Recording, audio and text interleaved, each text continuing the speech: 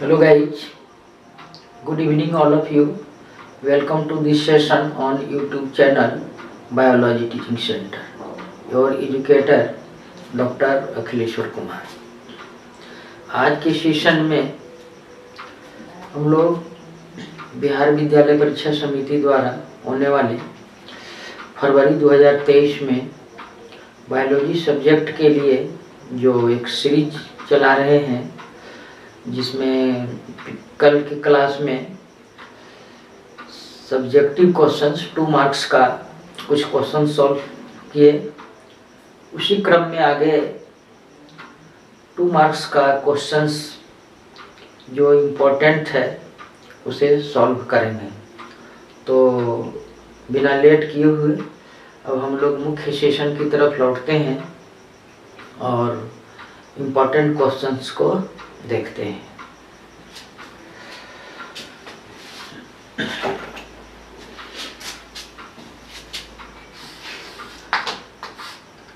Question number जो है आपका यहाँ पर 1 ही करते हैं।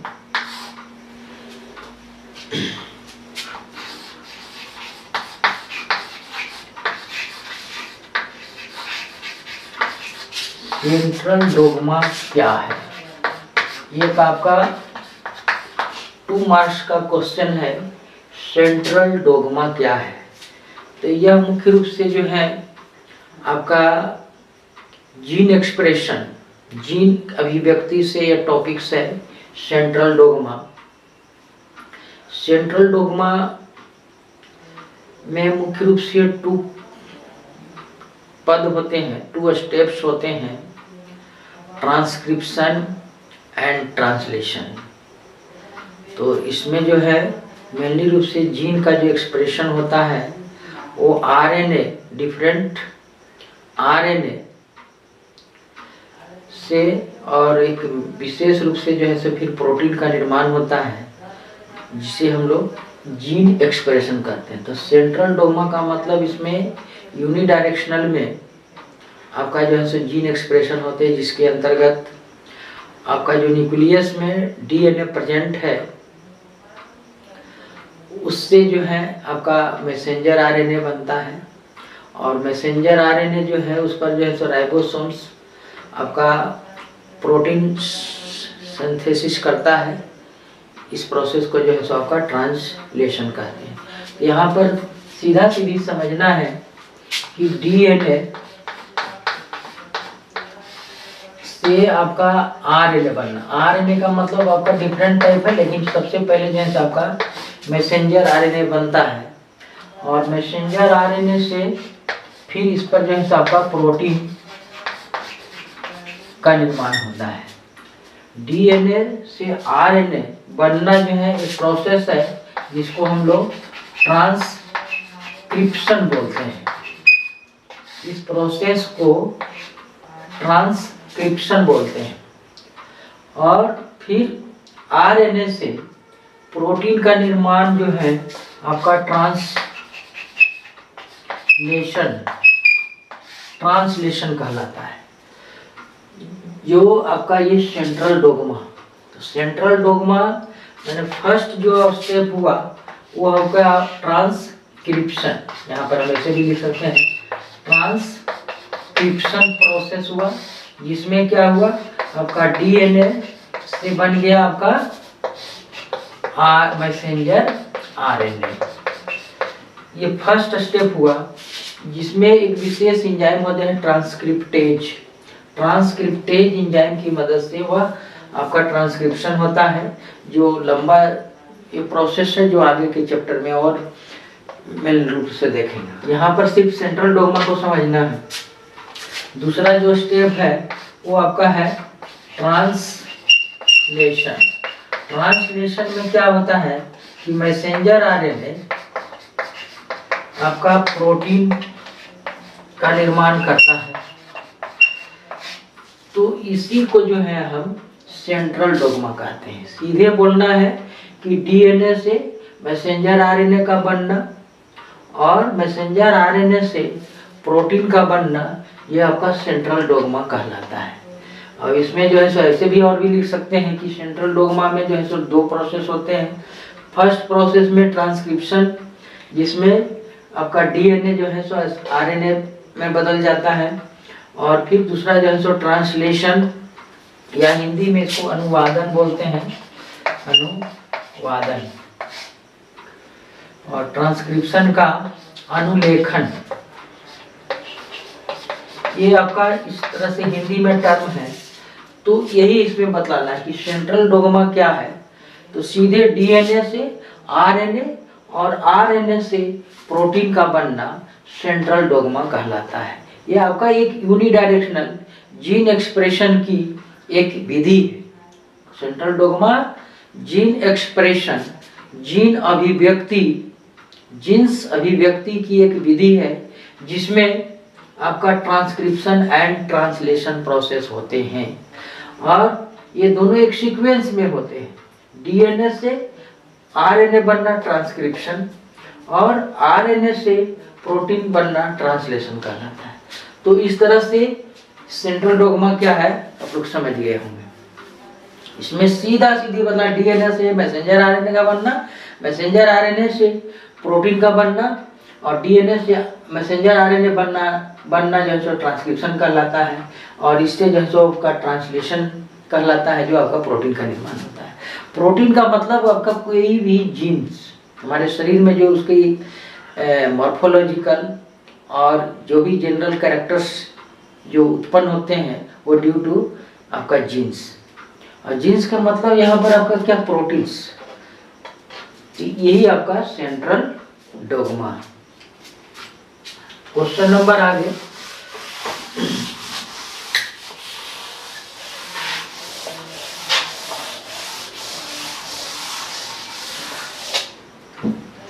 क्वेश्चन नंबर आपका 2,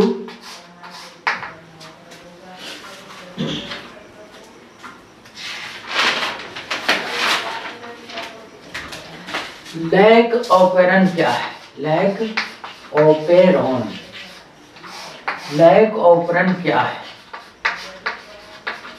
ये आपका एक क्वेश्चन है कि लैक ऑपेरन क्या है। लैक ऑपेरन भी आपका एक जीन एक्सप्रेशन की एक मेथड है, जो खास करके बैक्टीरिया में ये होता है। बैक्टीरिया का मतलब प्रोकैरियोटिक सेल। लैक यहाँ पर जो है आपका लैक्टोज, लैक्टोज यहाँ पर होता है। लैक्टोज मेटाबॉलिज्म क्रिया के लिए आपका कुछ जो है सो जीन्स का जो है एक्सप्रेशन होते हैं, और इस क्रिया को जो है लैक्टोज को जो है सो आपका सिंपलर फॉर्म में जो है ब्रेक डाउन करते हैं। इस प्रोसेस को आपका लैक ऑपेरन कहा जाता है। लैक ऑपेरेंट समझना, ऑपेरेंट का मतलब होता है, ऑपेरन एक डिवाइस है, एक डिवाइस है। डिवाइस का मतलब यहाँ पर यंत्र, मशीनरी। ऑपेरन एक डिवाइस है। अब यहाँ पर और भी हम लोग समझ सकते हैं कि ये आपका इस तरह से डीएनए है। डीएनए पर बहुत सारे आपका जीन्स होते हैं। एक आपका यहाँ पर है रेगुलेटरी जीन, रेगुलेटरी जीन। फिर आपका यहाँ पर होता है प्रोमोटर, प्रोमोटर, और यहाँ पर ऑपरेटर, यहाँ पर होता है ऑपरेटर। और यहाँ पर जो है आपका स्ट्रक्चरल जीन बोलते हैं, स्ट्रक्चरल जीन, स्ट्रक्चरल जीन होता है। जो आपका यह मेनली रूप से स्ट्रक्चरल जो जीन होते हैं वो ZYA से सूचित किया जाता है। अब जो ये रेगुलेटरी जीन है, ये यहाँ से जो है आपका एक विशेष तरह के सबस्टांस यहाँ पर होता है, और ये जो है आपका ऑपरेटर जीन पर जो है सो आपका इस तरह से बाइंडिंग करता है। जब यह बाइंडिंग होता है तो ये आगे का जो जीन है वो आपका प्रोटीन का निर्माण नहीं कर पाते हैं। ये आपका विशेष रूप से अलग अलग जो है प्रोटीन का निर्माण नहीं कर पाते हैं। और जब यह लैक्टोज का मेटाबॉलिज्म जब होता है, जब बैक्टीरिया में आपका ग्लूकोज की कमी होती है। तो मेनली रूप से इसी को यहाँ पर क्वेश्चन जो है कि ऑपरन एक डिवाइस होता है जिसमें आपके बहुत सारे जीनों का एक संगठन होता है। माने ऑपरन एक डिवाइस है जिस पर, और भी लिख सकते हैं, जिस पर बहुत से जीन्स का संगठन होता है। ये मुख्य रूप से लैक्टोज मेटाबॉलिज्म में भाग लेता है। यही आपका मूल रूप से यहाँ पर बनाना है। और कौन कौन से जीन्स हैं ये भी लिख सकते हैं कि रेगुलेटरी जीन होता है, यहाँ पर प्रोमोटर होता है, यहाँ पर ऑपरेटर जीन होते हैं और स्ट्रक्चरल जीन होते हैं। Regulatory gene, promoter, operator gene और आपका स्ट्रक्चरल जीन। स्ट्रक्चरल जीन को जो है ZYA, और भी डिटेल में इसके बारे में लैक ऑपरन एक लंबा टॉपिक्स है, लेकिन यहाँ पर जो क्वेश्चन पूछता है वो लैक ऑपरन क्या है, तो सीधे कि ऑपरन एक डिवाइस होता है किस, तो प्रोकैरियोटिक सेल में, बैक्टीरिया में, जिस पर बहुत से जीन्स का संगठन होता है। और ये मुख्य रूप से लैक्टोज मेटाबॉलिज्म में भाग लेता है। माने जब बैक्टीरिया में ग्लूकोज की कमी होती है तब वह लैक्टोज का उपयोग करता है। लैक्टोज जो है ग्लूकोज और गैलेक्टोज में आपका ब्रेकिंग होता है और इस तरह से जो है सो उसकी मेटाबॉलिज्म क्रिया या और अन्य भाग में जो है सो एनर्जी उसे मिलती है। यही आपका लैक का मतलब यहाँ पर लैक्टोज। और भी ऐसे होता है ट्रिप्टोफान ऑर्गेनल, जिसमें आपका ट्रिप्टोफैन आपका एक अमीनो एसिड होता है, उसके सिंथेसिस को जो है उसमें जो भाग होते हैं वो आपका ट्रिप्टोफान ऑपरेंट कहलाता है। लेकिन क्वेश्चन में आपका यही मेन रूप से पूछता है कि लैक ऑपरेंट क्या है, 2 नंबर का क्वेश्चन से। तो इस तरह से ये आपका क्वेश्चन हो गया।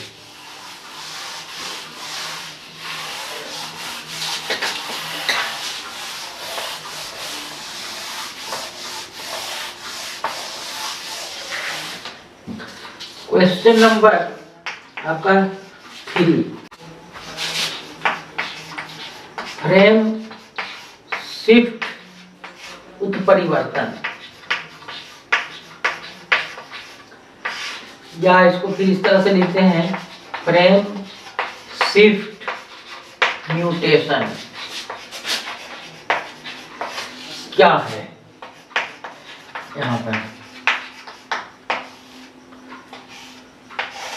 फ्रेम शिफ्ट म्यूटेशन क्या है। म्यूटेशन का मतलब होता है सडनली चेंज, अचानक किसी जीव में जो है सो आपका गुणों का परिवर्तन होना, आपका वो म्यूटेशन कहलाता है। तो फ्रेम शिफ्ट का मतलब यहाँ पर होता है, यहाँ पर डीएनए होता है और डीएनए पर जो है आपका बहुत से 3 लेटर ए जी सी है ना, ए यू जी सी जी ए सी, इस तरह से जो है सो बहुत सारे आपके लेटर होते हैं।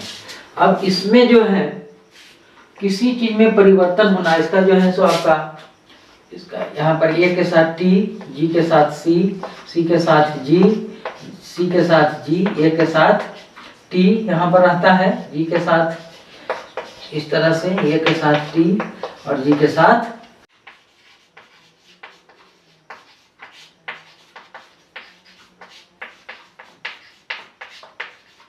तो यहाँ पर फ्रेम शिफ्ट म्यूटेशन क्या है, इसमें इस तरह से देख रहे हैं कि जब किसी जीन में न्यूक्लियोटाइड, इस तरह से जो है न्यूक्लियोटाइड कहलाते हैं, ए के साथ टी और इसके साथ जो है आपका शुगर और फॉस्फेट जो है से जुड़े रहते हैं, जो एक आपका ये न्यूक्लियोटाइड्स ये कहलाते हैं। तो ये जो है आपका एक न्यूक्लियोटाइड्स कहलाते हैं। तो जब किसी जीन के न्यूक्लियोटाइड एक या अधिक स्थान पर जुड़ जाए या कम हो जाए तो उत्परिवर्तन उत्पन्न हो जाता है। ऐसे उत्परिवर्तन फ्रेम शिफ्ट म्यूटेशन कहलाता है। इसमें न्यूक्लियोटाइड के जुड़ने या हटने से ट्रिपलेट कोडोन का अनुक्रम बदल जाता है, जिससे आनुवंशिक सूचना भी बदल जाती है। यहाँ पर बदल जाती है। यहाँ पर कहने का मतलब है, अगर और भी यहाँ पर लेटर है, सपोज ये अगर हट जाए, ये आपका अगर डिलीट हो जाएंगे, तो आपका हमेशा 3 लेटर का एक समूह होता है जो जेनेटिक कोड कहलाता है। अब यहाँ पर ये 3, फिर ये आपका जो है सो इस तरह से ये 3 है, लेकिन अगर ये जो है और अगला अगर मान लिया जाए, ये डिलीट हो जाने से आपका क्या होगा, CGA हो गया, जो अगले आपका एमिनो एसिड को कोड करता है। और यहाँ पर मान लीजिए कि ये था तो पहले CAG था, अब जो है इसके हटने से तो CGA हो गया, जो अगले दूसरे तरह के अमीनो एसिड को कोड करता है। तो अगले अमीनो एसिड के नए कोड होने से नए तरह की आपका प्रोटीन्स बनेंगे। जब नए तरह के प्रोटीन्स बनेंगे तो उसके आनुवंशिक सूचना भी जो है सो बदल जाती है। माने जीवों में जो है आपका नए गुणों का विकास हो जाता है, क्योंकि जिस तरह से ये क्रम में है वो ट्रिपलेट कोडोन होता है, 3 लेटरों का समूह होता है। जानते हैं, अगला क्वेश्चन भी है कि जेनेटिक कोड क्या है। तो जेनेटिक कोड जो है अमीनो एसिड के 3 लेटरों का एक समूह होता है, और तीनों लेटर पर जो है आपका एक अमीनो एसिड्स वहाँ पर आकर के जुड़ते हैं, क्योंकि प्रोटीन का निर्माण जो है क्या होता है, अमीनो एसिड के जुड़ने से होता है। तो अगर ये सीक्वेंस अगर कोई और नया जुट जाए या अगर हट जाए या डिलीट हो जाए, एडिशन और डिलीट हो जाने से उसके जो सीक्वेंस हैं आपका ट्रिपलेट कोडोन का जो सीक्वेंस है वो भी बदल जाता है, जिसके कारण वहाँ पर जो है दूसरे तरह के अमीनो एसिड जुड़ते हैं, और दूसरे तरह के अमीनो एसिड जुड़ने से नए तरह के प्रोटीन्स का निर्माण होता है, और नए तरह के प्रोटीन निर्माण होने से आपका जीवों में एक नए तरह के गुण डेवलप्ड हो गए, जिससे क्या कहेंगे हम, म्यूटेशन कहते हैं। तो म्यूटेशन का मतलब यहाँ पर सडनली चेंज, किसी भी जीवों में नया गुण उत्पन्न होना, अचानक एकाएक, वो आपका उत्परिवर्तन कहलाता है, म्यूटेशन कहलाता है। म्यूटेशन माने बदल जाना, म्यूट बदल जाना, तो यही आपका फ्रेम शिफ्ट म्यूटेशन हुआ। फ्रेम शिफ्ट का मतलब यह जो डीएनए का जो है उस पर जो 3 तरह से जो 3 लेटरों का जो यहाँ से यहाँ तक है, उसमें या तो जुड़ जाने से या तो एडिशन होने से या डिलीट होने से इसका जो है सो सीक्वेंस जो है बदल जाते हैं। सीक्वेंस बदलने से अमीनो एसिड का जो वहाँ पर है कोडिंग जो है वो भी बदल जाता है, और उसके बदलने से वहाँ पर प्रोटीन सिंथेसिस या नए तरह के प्रोटीन का निर्माण होता है, जिससे जो है आपका नए गुणों का विकास होता है। तो जब किसी जीन में न्यूक्लियोटाइड एक या अधिक स्थान पर जुड़ जाए या कम हो जाए, वही एडिशन और डिलीट, तो उत्परिवर्तन उत्पन्न हो जाते हैं। ऐसे उत्परिवर्तन ही फ्रेम शिफ्ट म्यूटेशन कहलाता है।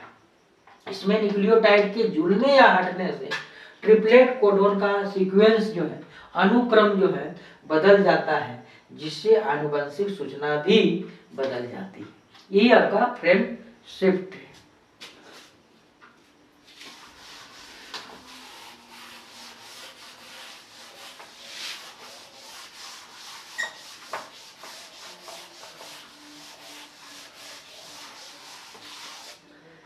क्वेश्चन नंबर आपका 4, यहाँ पर एक है क्वेश्चन कि पेप्टाइड बॉन्ड क्या है और ये कैसे बनता है। तो पेप्टाइड बॉन्ड जो है आपका, पेप्टाइड बॉन्ड यहाँ पर समझना है कि बहुत सारे अमीनो एसिड जो है जुड़ करके प्रोटीन का निर्माण करते हैं। तो प्रोटीन का मतलब क्या होता है, polymer of amino acid. Polymer आप लोग केमिस्ट्री में पढ़े हैं, पॉलीमराइजेशन, छोटे छोटे अणु मिलकर के एक बड़े अणु का निर्माण करता है, तो पॉलीमर या पॉलीमराइजेशन इस क्रिया को कहते हैं। तो ठीक उसी तरह से अमीनो एसिड के बहुत सारे छोटे छोटे जो है अमीनो एसिड जुड़ करके एक बड़े पेप्टाइड का निर्माण करते हैं, मतलब आपका प्रोटीन का निर्माण करते हैं। तो प्रोटीन का मतलब आपका पॉलीमर ऑफ अमीनो एसिड। तो उसमें जो है बहुत सारे अमीनो एसिड यहाँ पर सीक्वेंस में इस तरह से जुड़ते हैं।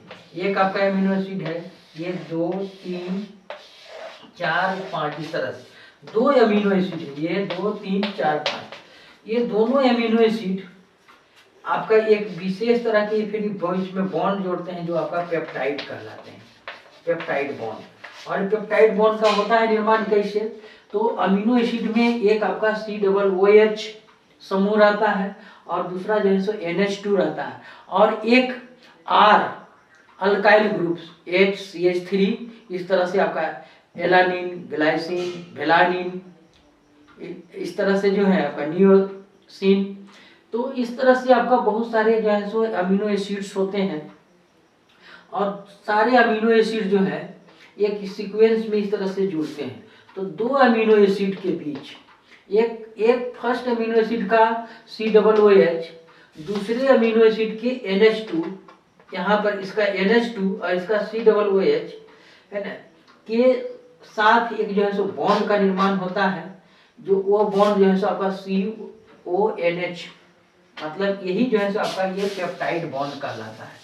तो दोनों के बीच एक पेप्टाइड बॉन्ड का निर्माण होता है और इस क्रिया के फलस्वरूप जो है वाटर मॉलिक्यूल्स, एक वाटर मॉलिक्यूल्स आपका बाहर निकल जाता है।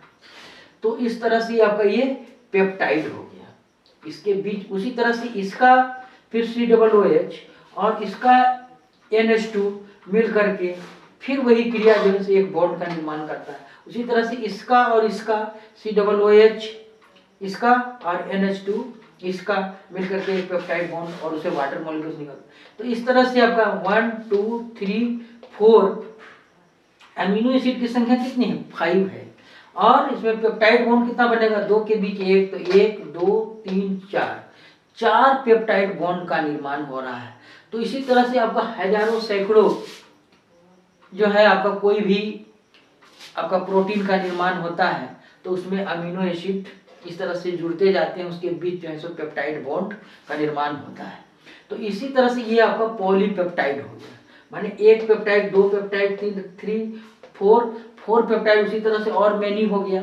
तो इस तरह से मेनी पेप्टाइड माने पॉली का मतलब मेनी, तो वही आपका पॉलीपेप्टाइड का निर्माण करते हैं, मतलब प्रोटीन का निर्माण करते हैं। इस तरह जैसे हीमोग्लोबिन, मतलब उदाहरण देते हैं कि हीमोग्लोबिन है, हीमोग्लोबिन जो आपका RBC में पाया जाता है जिसके कारण ब्लड जो है सो रेड होता है। तो यह एक तरह से हीमोग्लोबिन क्या है, एक प्रोटीन है, ग्लोब्यूलर प्रोटीन है, टाइप ऑफ प्रोटीन है, ग्लोब्यूलर प्रोटीन है। और इस प्रोटीन का निर्माण जो है आपका 30 अमीनो एसिड के जुड़ने से बनता है, 30 अमीनो एसिड के जुड़ने से बनता है। तो यही आपका पेप्टाइड हुआ, माने हीमोग्लोबिन एक पेप्टाइड है, प्रोटीन है जो आपका बहुत सारे अमीनो एसिड से जुड़ करके आपका बना है। तो फाइब्रस प्रोटीन होता है, एक ग्लोब्यूलर प्रोटीन होता है। तो हीमोग्लोबिन जो है आपका एक ग्लोब्यूलर प्रोटीन है जो एक विशेष तरह के पिगमेंट्स आपका ब्लड को प्रदान करता है, जिसके कारण ब्लड जो है सो आपका रेड होता है। और इसका मुख्य फंक्शन क्या है, CO2 O2 का कैरी करना, ट्रांसपोर्ट करना, आपका एटमॉस्फेयर से आपका लंग्स तक आता है O2 और इसके बाद वहां से वह सेल टू सेल जो है पहुंचाने का काम। यही पेप्टाइड बॉन्ड क्या है, तो सीधे जानना है कि यह एक आपका रासायनिक केमिकल बॉन्ड है।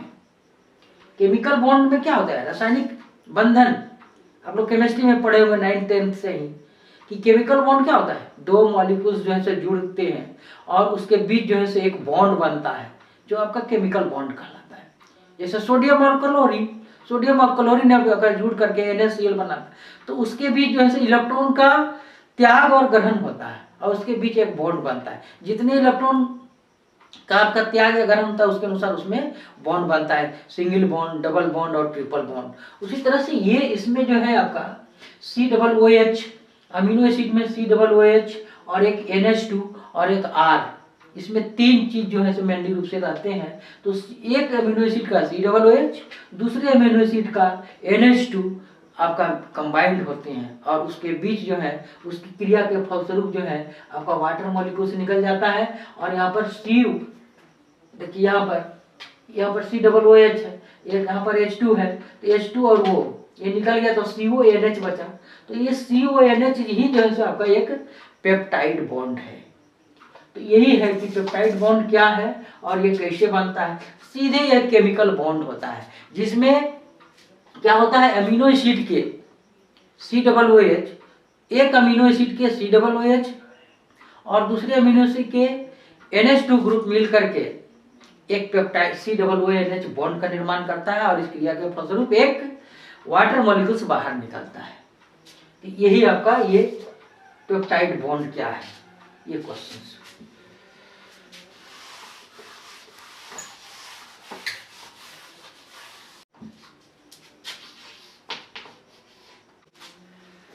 क्वेश्चन है आपका एक ओकाजाकी खंड या ओकाजाकी सेगमेंट। तो यह डीएनए टेम्पलेट पर जब 100 से 2000 न्यूक्लियोटाइड्स आकर जुड़ जाते हैं तो एक्सोन्यूक्लियस एक एंजाइम है, प्राइमर आरएनए को डीएनए के 5 प्राइम, डीएनए में जो 5 प्राइम और एक 3 प्राइम, उसका जो है 2 छोर होते हैं, एक 5 प्राइम एक 3 प्राइम, और डबल स्टैंडर्ड होते हैं तो 5 प्राइम और 3 प्राइम और 3 प्राइम टू 5 प्राइम की दिशा से पृथक कर देता है। इस प्रकार उचित लंबाई के डीएनए स्ट्रैंड प्राप्त हो जाते हैं। माने छोटे छोटे खंड जो है आरएनए के वो मिल करके, है ना, वो जो है सो आपका डीएनए स्ट्रैंड बनाता है।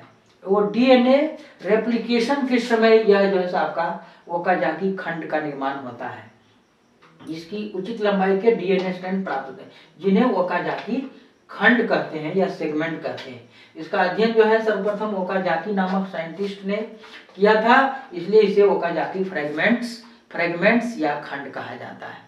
तो डीएनए के रेप्लिकेशन के समय आपका 2 स्ट्रैंड होते हैं, एक आपका लैगिंग स्ट्रैंड और एक लीडिंग स्ट्रैंड। लीडिंग स्ट्रैंड जैसे कंटिन्यू उसको एक टेम्पलेट मान करके जो है सो उस तरह से आगे बढ़ता जाता है, और एक लैगिंग स्ट्रैंड पर जो है आरएनए के छोटे छोटे प्राइमर होते हैं, और वो प्राइमर जो है फिर आपका डीएनए स्ट्रैंड को वो आगे बढ़ाता है, और वो सारे सेगमेंट जो है आपका लाइगेज एंजाइम के द्वारा जोड़ दिए जाते हैं। तो ओकाजाकी फ्रेगमेंट्स का निर्माण जो है लैगिंग स्ट्रैंड, हिंदी में पिछुआ खंड या स्ट्रैंड बोलते हैं, या पिछुआ सूत्र या लैगिंग स्ट्रैंड बोलते हैं, और एक लीडिंग स्ट्रैंड होता है अगुआ सूत्र, हिंदी में ऐसे leading strand and lagging strand. तो ओकाजाकी खंड का जो है निर्माण जो होता है वो आपका लैगिंग स्ट्रैंड पर होता है। यहाँ पर हम देखते हैं इस तरह से, ये डीएनए रेप्लिकेशन से संबंधित आपका एक क्वेश्चन है। ओकाजाकी फ्रेगमेंट्स क्या है, तो डीएनए टेम्पलेट,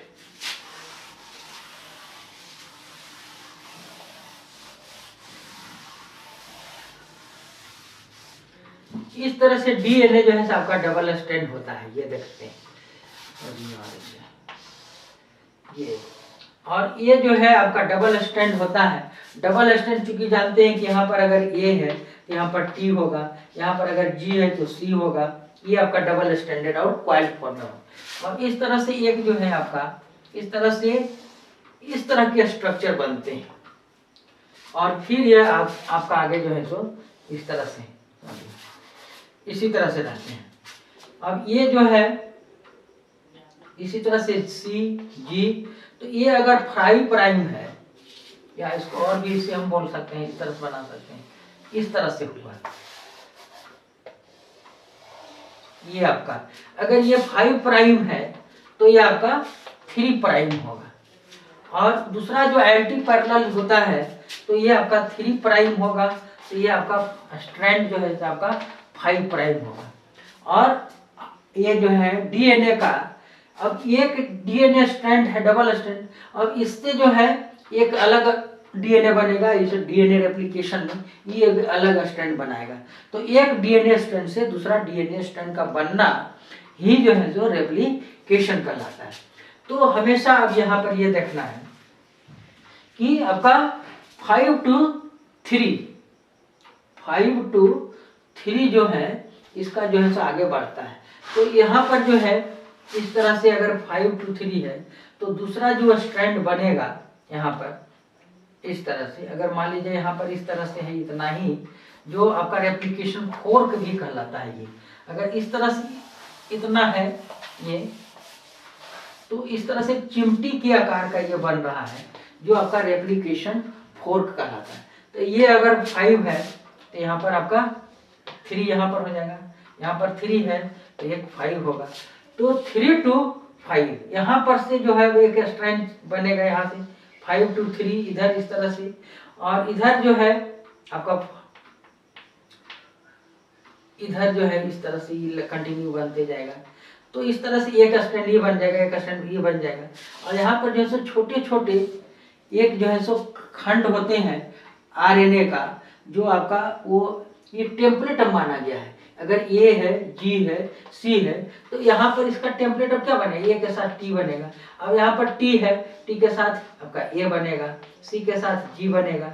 इस तरह से एक स्ट्रैंड, दो स्ट्रैंड, एक से दो स्ट्रैंड यहाँ पर बन जाते हैं। तो ओकाजाकी फ्रेगमेंट्स या खंड, यही समझना है कि डीएनए रेप्लिकेशन में यह आपका एक टर्म है, जो डीएनए रेप्लिकेशन के समय है ना, आपका जो है सो डीएनए टेम्पलेट पर आपका आरएनए का प्राइमर जो है छोटे छोटे खंडों में होते हैं, जो आपका ओकाजाकी फ्रेगमेंट्स कहलाते हैं। और वह जो है सो आपका लैगिंग स्ट्रैंड पर स्थित होते हैं आरएनए प्राइमर्स। और इसका अध्ययन जो है सर्वप्रथम ओकाजाकी साइंटिस्ट ने अध्ययन किया था, इसलिए उन्हीं के नाम पर, उन्हीं के रेस्पेक्ट में आपका ओकाजाकी खंड नाम दिया गया। तो इस तरह से आज जो है, आज के सेशन में ये 5 क्वेश्चंस जो बहुत ही इम्पोर्टेंट है परीक्षा के ख्याल से, तो इसको आप लोग रिवीजन करेंगे। और इसी के साथ आज का सेशन यहाँ पर समाप्त होता है। और इसी तरह के और अधिक सेशन के लिए आप बायोलॉजी टीचिंग सेंटर चैनल को सब्सक्राइब करेंगे, और अगर वीडियो पसंद है तो इसे लाइक करेंगे और अपने फ्रेंड्स एंड क्लासमेट्स के बीच शेयर करेंगे। Thank you.